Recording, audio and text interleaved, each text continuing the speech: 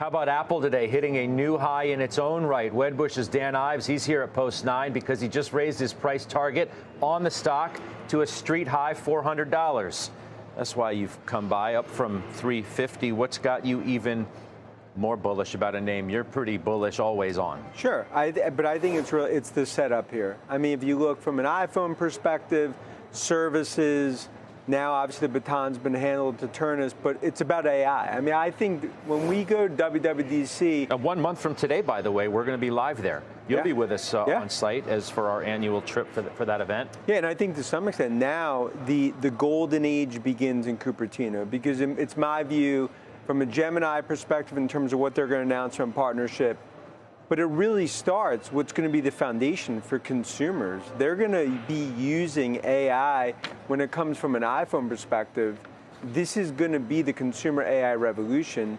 What ultimately will be subscription services, apps, and as they get a piece of the pie, that's going to be an incremental 10, 12, $15 billion annually on the services side.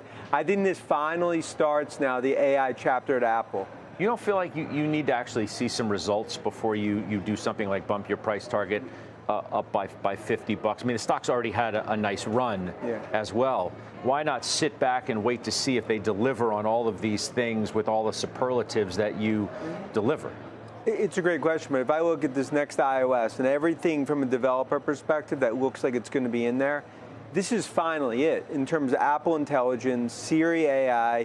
They're now going to have the ability, whether it's Gemini, whether it's ChatGPT, whether it's Claude, this will now be the foundational piece.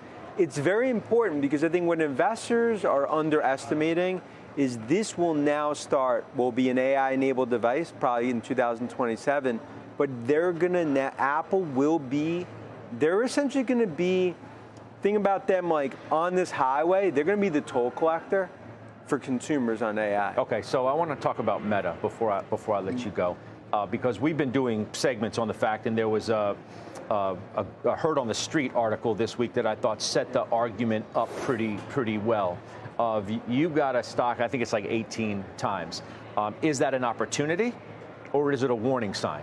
And I think you could fill both of those answers out almost equally. The market doesn't seem to be convinced that stock is an opportunity so much as there's now risk that you need to keep your eye on. How would you address why Meta, from the March lows, certainly has underperformed these other names? I think it just comes down to like the CapEx that they're spending. You haven't seen it yet. And you know, if you look at this last call, it was the most underwhelming in terms of Mag 7.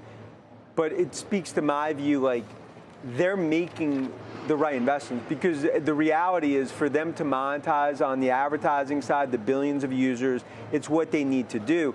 But look, the next few quarters, they need to show it, because when you look at Google, when you look at Amazon, when you look at a lot of the other big tech players, everything in semis, as a portfolio right now, as a manager, you want to invest in the names that are showing it. Meta's not showing it. We're still strong believers, you know, in terms of where I believe they'll be able to turn this around. Well, I mean, they obviously, look, Jensen Huang told me straight up before the Super Bowl, nobody does AI better than Meta. I think people would potentially agree with that as related to the advertising business, right? But not to call them a one-trick pony, because they obviously have other businesses, but they don't have cloud.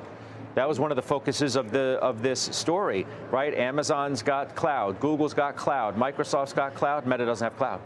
But look, then you could say, like, look at Oracle. They're transforming themselves into a hyperscaler, but it takes a lot of money to actually do that. I think when it comes down to Meta, call them a one-trick pony, but you have billions of users they're going to monetize. When it comes to user growth is slowing, right? Sequentially. Haven't seen that in forever.